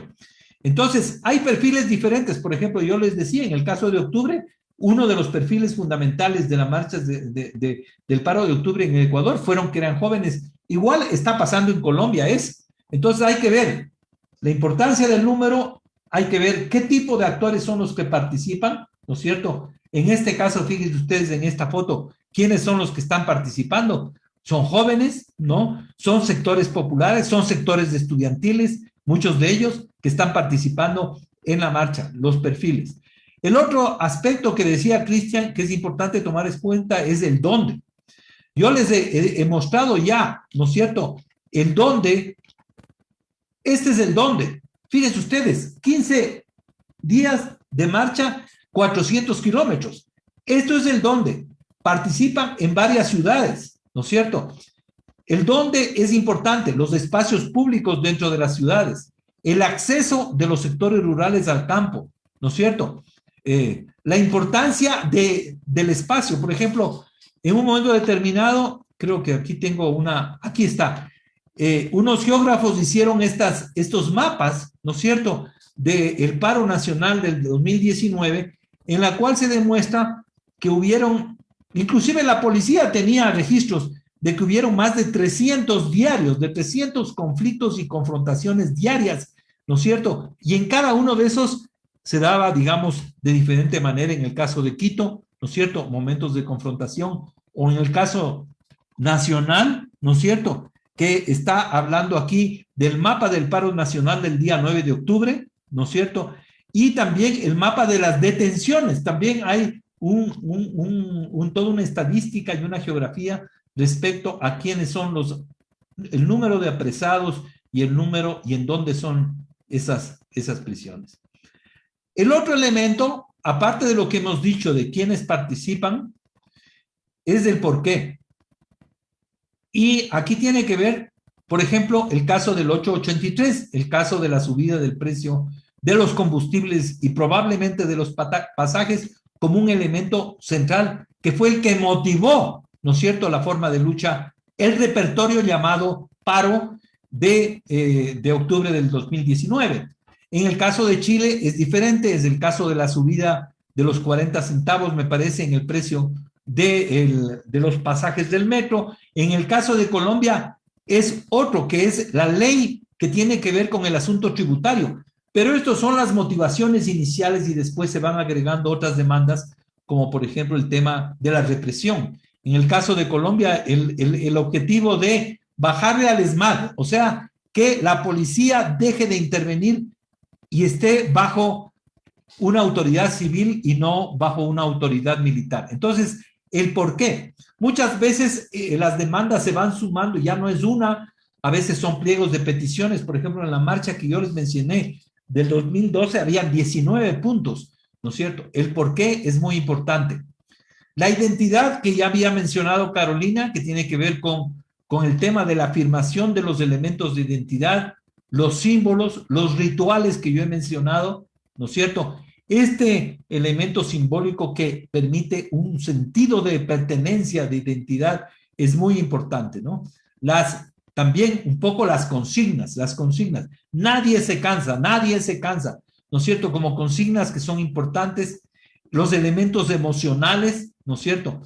Hay un autor que se llama Mark Feil que clasificó 40 tipos de conducta que implicaban las marchas. O sea, hay distinto tipo de rostros, uso de símbolos, de telas, uso de la boca, el uso de las manos. La actitud de la gente en la marcha es muy importante ver cuáles son los gestos que están, la posición, etcétera.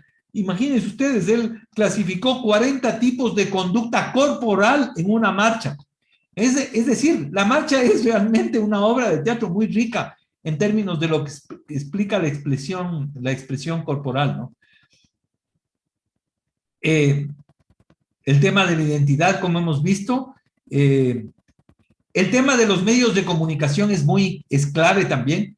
Antes no tanto, pero ahora, por ejemplo, los medios de comunicación son muy importantes porque es importante llegar a los medios de comunicación, porque los medios de comunicación multiplican la información y multiplican el mensaje. Además, los medios de comunicación tienen una actitud que puede ser favorable o contrario a la marcha. Entonces es importante que la estrategia tome en cuenta esa cuestión. Por ejemplo, en este caso, hubo les detuvieron a los periodistas y les metieron dentro del local del Ágora de la Casa de la Cultura Ecuatoriana, y entonces hubo todo un conflicto con respecto al tema de los periodistas. Inclusive en un momento determinado se llegó a enfrentar a la televisión, etcétera. Entonces, lo que quiero decir es que hay que tomar en cuenta los medios de comunicación como un elemento clave también de la manifestación, ¿no? Que pueden ser medios comunitarios, pueden ser redes sociales, que pueden ser periódicos. Hubo una coordinación más o menos de 20 medios de comunicación comunitarios durante la marcha de octubre del 2012, ¿no? Del 2019. Entonces, lo que quiero decirles yo es que una manifestación, un repertorio puede ser analizado con distinta metodología. Ustedes deberían utilizar varios métodos para trabajar en la investigación. Por ejemplo, aquí solamente les menciono. Debe analizarse el qué, el quién es, el cómo y el dónde. Tiene que haber una fase previa de exploración, de revisión documental, una cronología de los hechos, ¿no es cierto? Podrían ustedes trabajar como plantea Carolina, como los antropólogos, con herramientas de observación etnográfica, ¿no es cierto? Hacer, como les he mostrado aquí, una cartografía de las acciones, ¿no es cierto? Trabajar entrevistas semiestructuradas a los informantes claves, a los líderes, a las personas de a pie. También hacer un trabajo de documentación. Muchas veces los videos pueden ser muy útiles. Al mismo tiempo, en varios países se utiliza la encuesta de opinión. O sea, lo que estoy poniendo aquí es un abanico de metodologías de trabajo en el caso de que quisieran trabajar respecto al tema de las acciones y los repertorios. Bueno, aquí están los textos, etcétera, etcétera, y entonces ahora sí podemos dejar de compartir y tener una primera, una ronda de comentarios. A ver si podemos, no sé si tienen algunos comentarios finales sobre lo que hemos visto. Si queda clara la definición del repertorio o no. ¿Cuáles son los componentes del repertorio? ¿Qué relación tienen con el mensaje? ¿Qué relación tienen con el espacio público, etcétera? Pero bueno, aquí vamos viendo. ¿Alguien quería hablar en este caso? Sí, yo quería hacer un comentario. A ver, Carolina, dale. Era respecto a lo que pregunté en la clase pasada sobre la diferencia entre movimientos y las organizaciones que componen esos movimientos. En ese sentido, los repertorios, yo entiendo que ambos grupos podrían llevarlo a cabo. Bueno, no sé, usted dijo que iba a comenzar esta clase o en algún momento de esta clase iba a profundizar en eso, pero no sé si alcanzamos, en verdad. Y por otro lado tenía una pregunta. ¿Cómo entendemos, por ejemplo, no sé, el proceso constituyente? Acá en Chile, bueno, uno de los objetivos de esto, claro, durante las marchas, el estallido de una serie de repertorios, ¿verdad? Que están las huelgas y varias de las que hemos mencionado, pero también está, bueno, y otro de los objetivos era este cambio constitucional. Y los ejemplos, bueno, teníamos ejemplo de Ecuador, porque se pedía, por ejemplo, el reconocimiento a la naturaleza, la plurinacionalidad. Entonces ya teníamos ejemplo de Ecuador, teníamos ejemplo a Bolivia. ¿Cómo se entiende en este caso la canalización de este objetivo a través del proceso constituyente? Yo entiendo que esto tal vez no entraría en la categorización de repertorio, pero si no, ¿cómo se entiende este proceso constituyente? No sé si me expliqué bien. O sea, yo creo que ahorita estamos analizando un aspecto particular del conflicto. No estamos analizando todo. Tú estás planteando el tema constituyente, que es de alguna manera un proceso de politización y de constitución institucional de una demanda, ¿no es cierto? La demanda es una demanda de los movimientos sociales.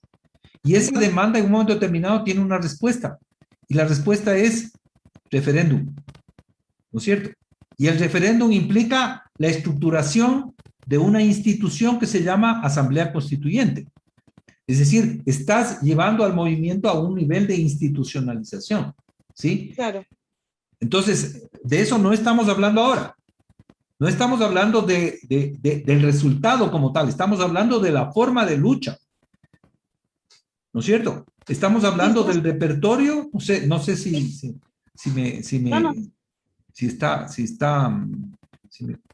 te entendí bien. Sí, no, entiendo que estamos hablando del repertorio, pero en ese sentido, por eso preguntaba si esto entraba o no en la categorización. Yo entendía que no, pero no sabía dónde colocarlo.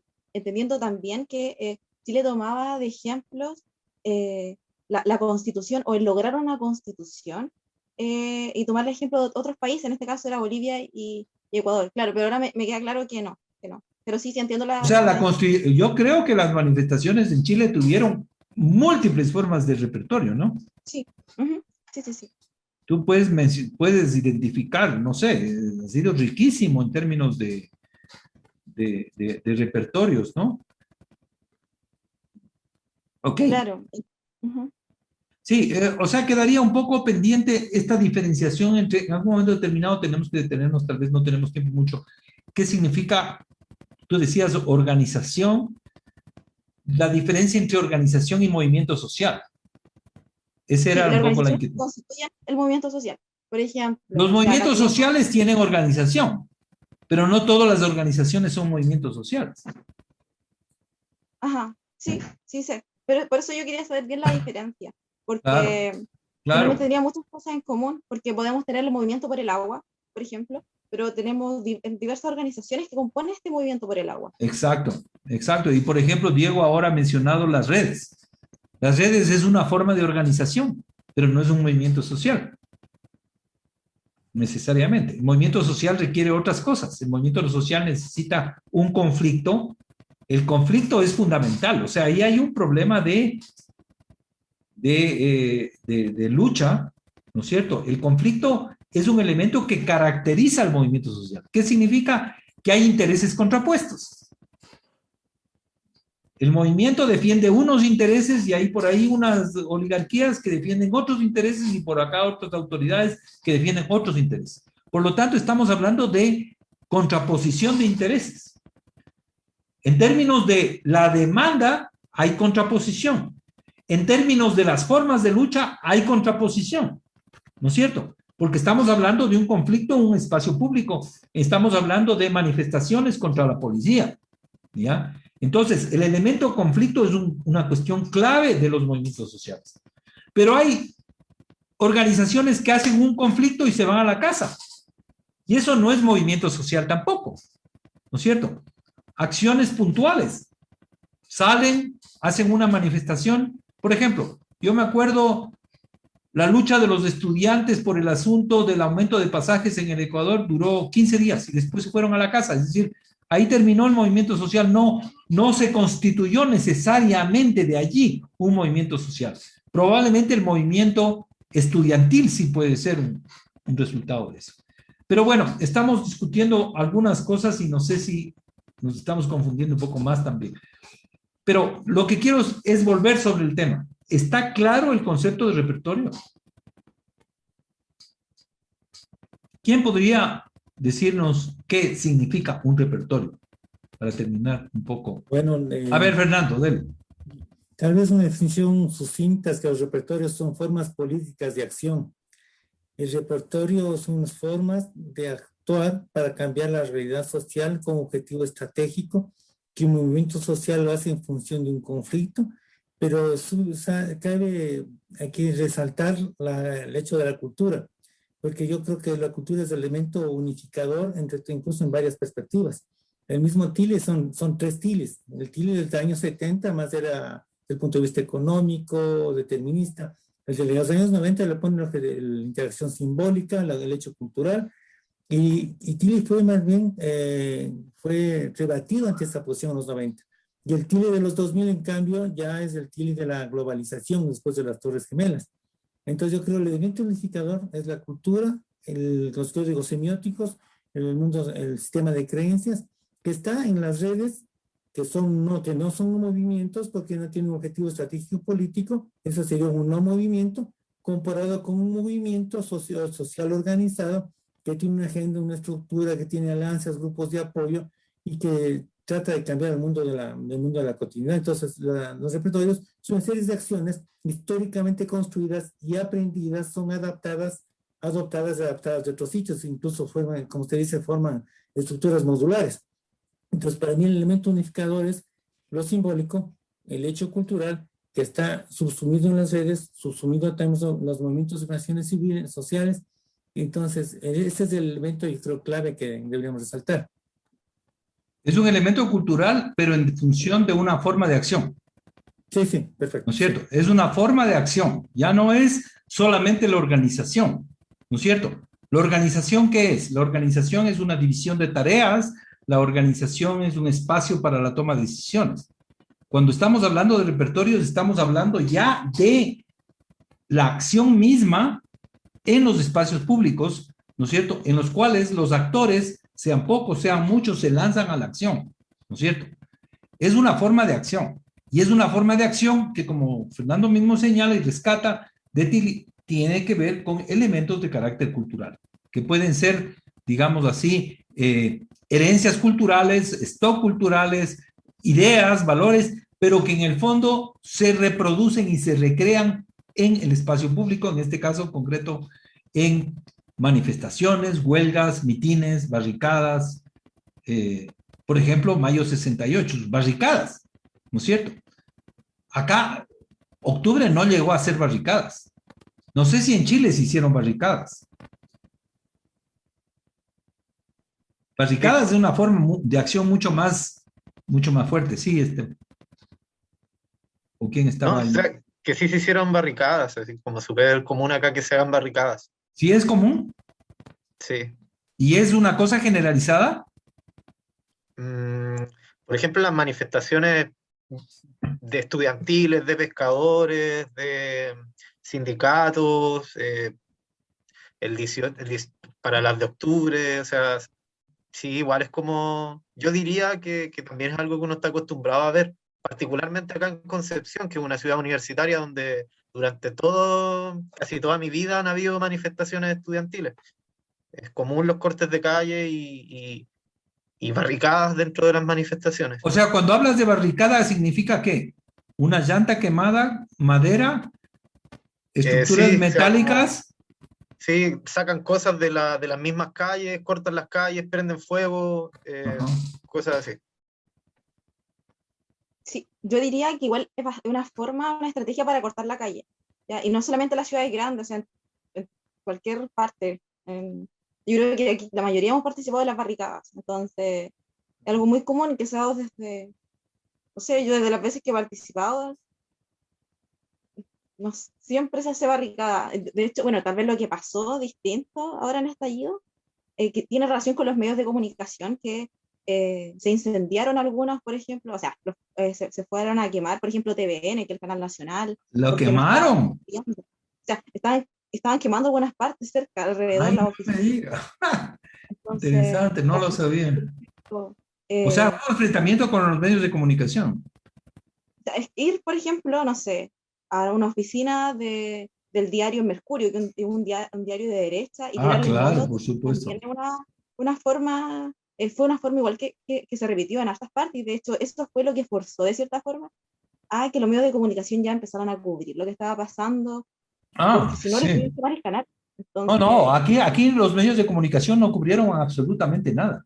Yo revisé los medios de comunicación, yo revisé los 2 meses de conflicto de octubre del 2019 y los medios de comunicación, para los medios de comunicación no existían las manifestaciones, era increíble.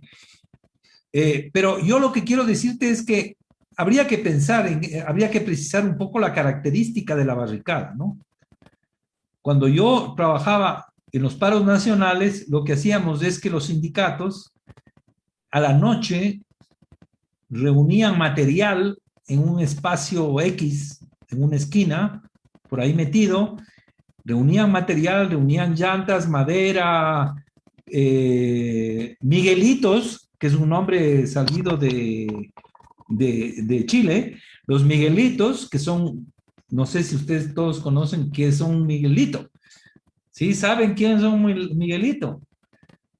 Cristian no sabe porque no tiene experiencia de lucha callejera, pero nosotros hacíamos Miguelitos en las mecánicas, es decir, mandábamos a hacer miles de Miguelitos y teníamos reunidos en unas fundas ahí Miguelitos, madera, llantas, gasolina.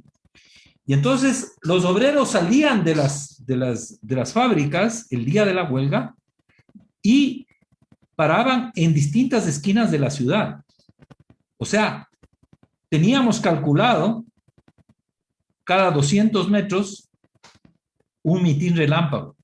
Se sacaba la madera, se sacaba la gasolina, se sacaba las llantas, se prendía fuego, se regaba Miguelitos por toda la zona, paralizado el tráfico, gritos, un mitin que duraba, no sé, media hora y estaba paralizada esa esquina de la ciudad, ¿no es cierto? Entonces, ese es un mitin relámpago, se llama mitin relámpago, como una forma de corte de vía, pero no era una barricada propiamente. Tal vez barricadas se hacían en el acceso a la ciudad, porque en la ciudad las fábricas lo que hacían es la siguiente: los obreros salían a la noche, cortaban madera, porque todavía había árboles en Quito, botaban la madera en los accesos y entonces cerrábamos la Panamericana Norte, la Panamericana Sur, la interoceánica. Entonces, ahí sí había barricadas propiamente, con obstáculos que impedían, digamos, el tráfico, ¿no? Pero sí, habría que diferenciar un poco mitin relámpago, corte de vías y barricada, yo creo que habría que diferenciar. Bueno, aquí dándoles Yo, una profe, quería... escuela de manifestaciones. ¿Ah? Dele, Roberto.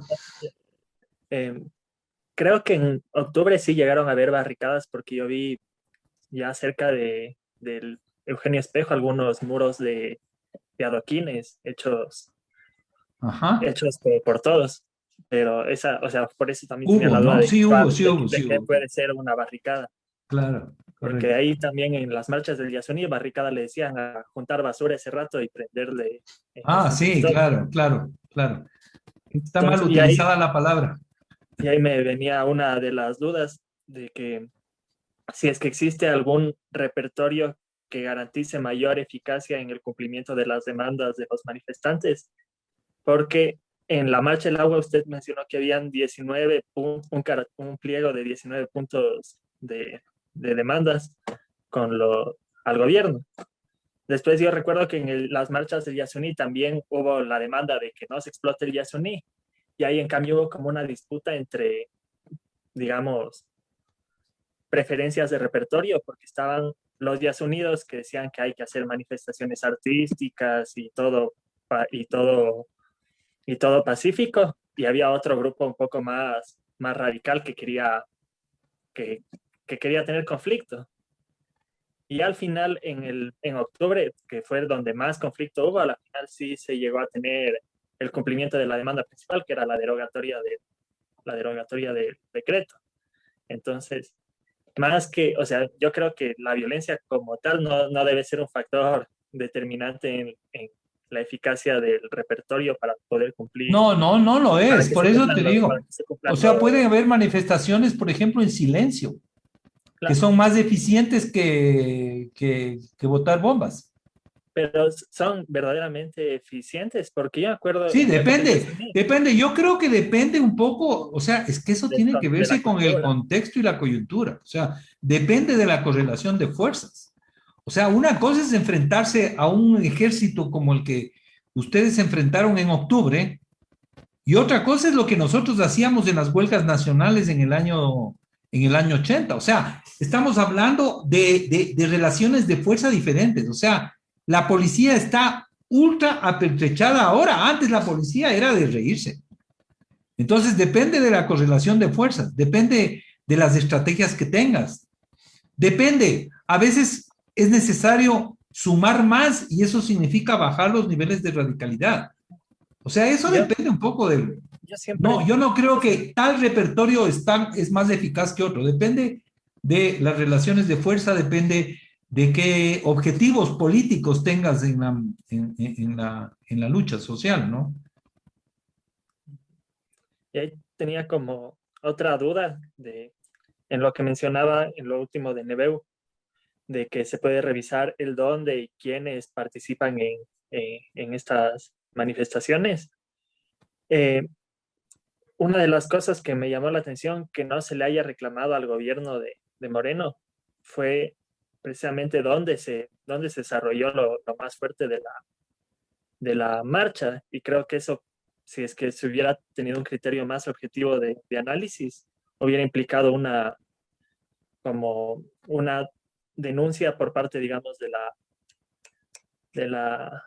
¿cómo se llama? De la Defensoría del Pueblo, que hizo el informe de octubre, en que lo que me había sorprendido a mí ahí es que no era habitual que el grueso del conflicto sea al lado del hospital y la maternidad, casi siempre ha sido desambladas para el sur, y que se haya aprobado que el operativo de disuasión sea al lado de un hospital y de una maternidad, creo que era una causal para el juicio de la María Paula Romo, que era más fuerte o sea, más allá de que los muertos hubieron. O sea, la defensa del gobierno fue que fueron accidentes, pero en cambio, cuando se analiza el dónde y se hace una cronología de los eventos similares y dónde se han desarrollado, se ve que no, al menos yo no tengo recuerdo de que el grueso del conflicto haya sido al punto de que se hayan llegado a lanzar bombas en la maternidad y en el Hospital Eugenio Espejo. Entonces, bueno, yo creo que ese tema es un tema bien complejo. Yo creo que no se ha analizado con profundidad lo que pasó en octubre en ese nivel. Porque si ustedes ven en el caso de Colombia, el problema es un problema económico, digamos. Es el problema de la ley tributaria. Pero luego ese problema pasa a segundo término porque el problema principal es el problema de la represión, ¿no? Y aquí estaba sucediendo algo parecido. O sea, el problema del 883 estaba pasando a segundo plano y el problema central era el problema de la represión. Por lo tanto, el problema era el juicio a las autoridades que habían autorizado esa represión, ¿no? Yo tengo la impresión de que el movimiento de octubre fue bastante espontáneo y en ese sentido no se logró una direccionalidad más consistente, ¿no? Pero fue lo que fue y eso es lo que hay que analizar y hay que ver en realidad.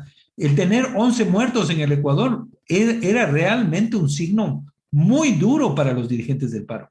O sea, no puedes tener, en el caso del Ecuador, cuando nunca ha habido una manifestación en la cual han habido 11 muertos, era muy difícil mantener la movilización con 11 muertos, era muy difícil. O sea, la gente estaba yéndose a la casa.